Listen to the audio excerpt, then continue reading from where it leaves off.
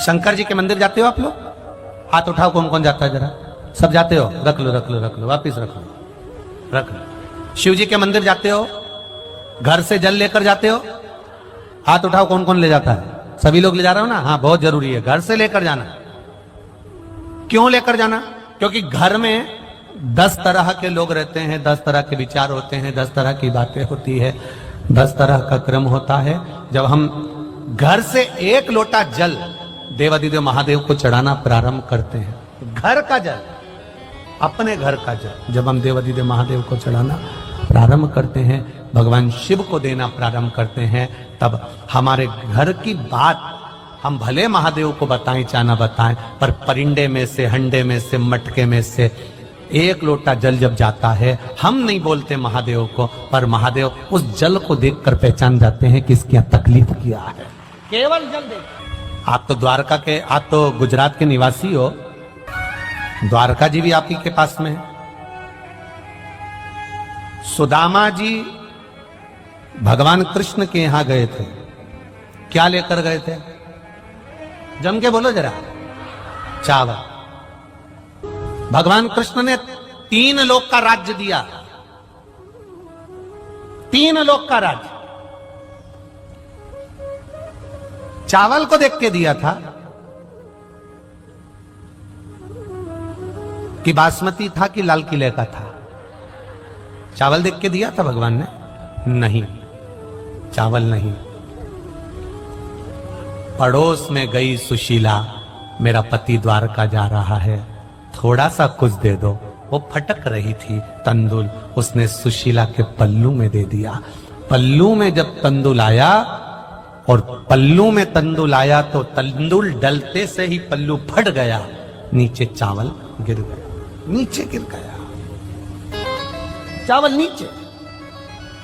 सुशीला ने उस पल्लू को फाड़ा, उसके 4 भाग सुशीला ने करे, एक तंदुल उसमें भरा, और तंदुल भरकर ले जा रही है, कंकर भी पड़ा हुआ है, बीनती बीनती रास्ते भर जा रही है, आंख का अश्रु उस तंदुल पर गिरते चले जा रहा है, आंख का अश्रु उस तंदुल पर गिरता गिरता जा रहा है, गिरता गिरता। तंदुल को बांध कर सुदामा जी को दे दिया, सुदामा जी ये तंदुल लेकर चले जाओ। ये तंदुल सुदामा जी आप लेकर जाइए।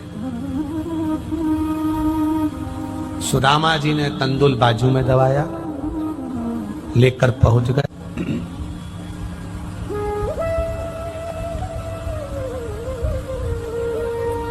लड्डू 25 दिन का बासी हो। कितने दिन का? 25 दिन का। पर उसकी पैकिंग, डब्बा 1 नंबर का हो। सत्यभामा को बड़ा आश्चर्य हुआ कि द्रौपदी के जितने केश खींचे जाते हैं उसमें से आवाज आती है कृष्ण।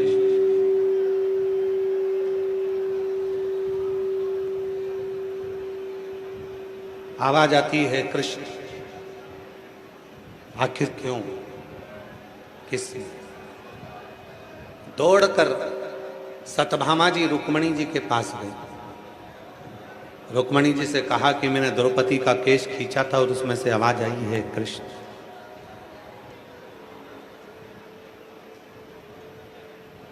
रुक्मणी जी भगवान कृष्ण के पास गए और भगवान कृष्ण से जाकर कहा, नाथ एक बात समझ में नहीं आती कि द्रौपदी का केश खींचा जाता है और उसमें से आवाज आती है हे कृष्ण, ऐसा क्यों? भगवान कृष्ण ने कहा, रुक्मणी तुम और सत्यभामा के मन में आया था कि मैं दौड़ दौड़ कर द्रौपदी के पास क्यों जाता हूं, उसका केवल एक कारण है, केवल एक कारण।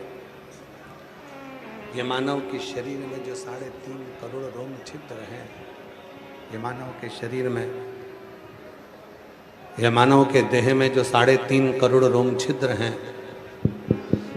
3.5 करोड़ जो रोम छिद्र हैं, ये 3.5 करोड़ रोम छिद्र भगवत नाम के लिए केवल सारे ब्रह्मांड में केवल एक द्रौपदी ऐसी है जो 3.5 करोड़ बार मेरा नाम 24 घंटे में ले लेती है। 3.5 करोड़,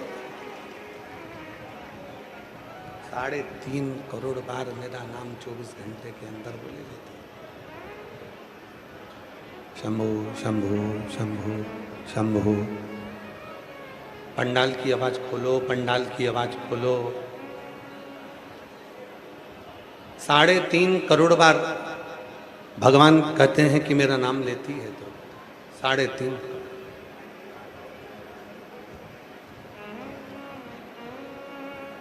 और शंभु शरण पड़े मांगो घड़ी रे घड़ी, दुख काटो दया करी दर्शन आपो।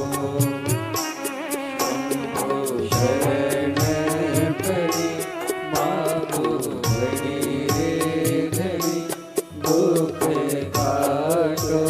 शंभु शंभु दर्शन आपो। शंभु शरण मांगो घड़ी रे घड़ी, दुख काटो दया करीन दर्शन आपो।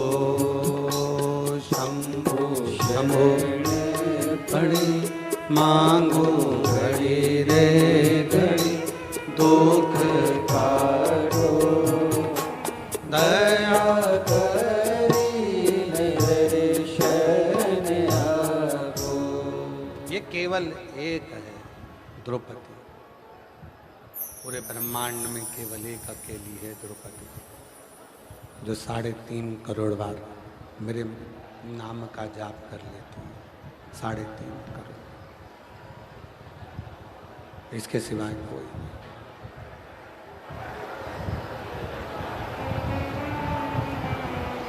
एक द्रौपदी 3.5 करोड़ बार भगवान के नाम का जाप करती है। एक तुमरुका जी जो 3.5 करोड़ बार शिव नाम का जप कर लेते। दोनों।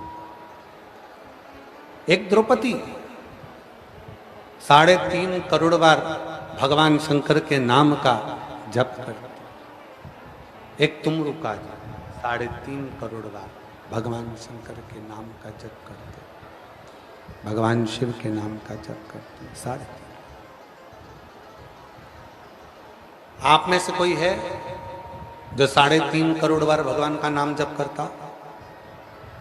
चलो जाने तो पूरे उत्तर प्रदेश में जाओ, मध्य प्रदेश में जाओ, तुम राजस्थान चले जाओ, तुम्हारी मर्जी पड़े, पूरे भारत में पूरे विश्व में घूमी आओ, कोई नहीं मिलेगा जो 3.5 करोड़ बार 24 घंटे में भगवान का नाम 3.5 करोड़ बार ले लेता होगा।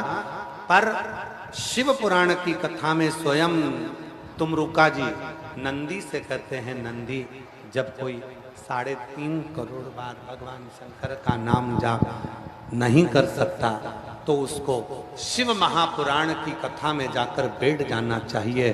जब वहां पर मंत्र का जप होता है तो 3.5 करोड़ बार ये रोम छिद्र में वो समाहित हो जाता है।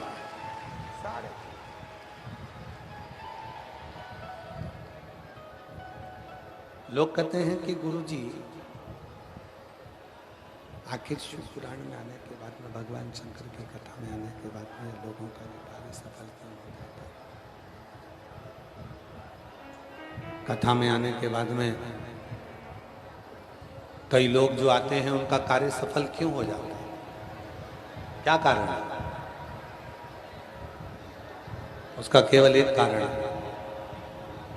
आप और हम बैठकर जब भगवान शिव का नाम लेते हैं, श्री शिवाय नमस्तुभ्यं, अब ये 4 से 5 लाख लोग जो कथा को श्रवण कर रहे हैं, 5 लाख लोगों के मुख से एक साथ श्री शिवाय नमस्तुभ्यम जब निकलना और एक मंत्र का जब उच्चारण हम और आप करते हैं तो वो आपस में टकराता है, मंत्र बिखरता है और वो हमारे ये 3.5 करोड़ रोम छिद्र में से समाहित होकर हमारे जीवन के सारे संचित पापों को समाप्त कर देता है और हमें शिव की शरणागति दे देता है।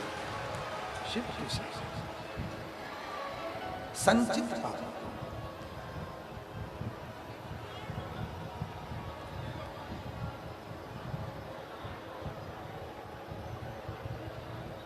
नंदी बट वृक्ष की छांव में बैठे थे और नंदी बट वृक्ष की छांव में बैठे वहीं तुमरुका जी का आगमन हो गया। तुमरुका जी, क्या बात है नंदी, क्या हुआ? नंदी ने कहा कि मेरे मन में थोड़ा सा संशय है, मेरे उस संशय को समाप्त कर दिया।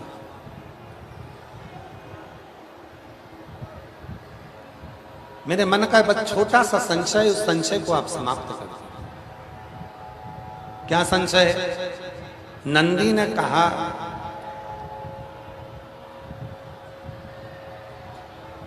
संशय केवल इतना सा है, संशय केवल इसी बात का है कि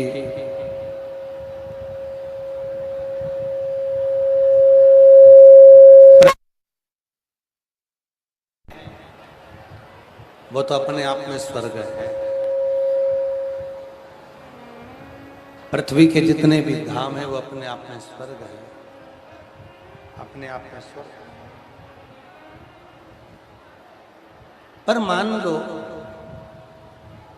यदि घर को स्वर्ग बनाना है तो क्या करना पड़ेगा? सुन लो बलिया की जीजियों, बलिया के जितने मेरे जीजा बैठे हैं, मेरी जितनी जीजियां बैठी हैं, जितने मेरे बेटियां बैठी हैं, जितने बेटा बैठे हैं, जितने बुजुर्ग माँ बाप बैठे हैं, उन सबको निवेदन करो, ध्यान से सुनना। नंदी ने प्रश्न किया कि घर को स्वर्ग बनाना हो तो क्या करना पड़ेगा? क्या करना पड़ेगा?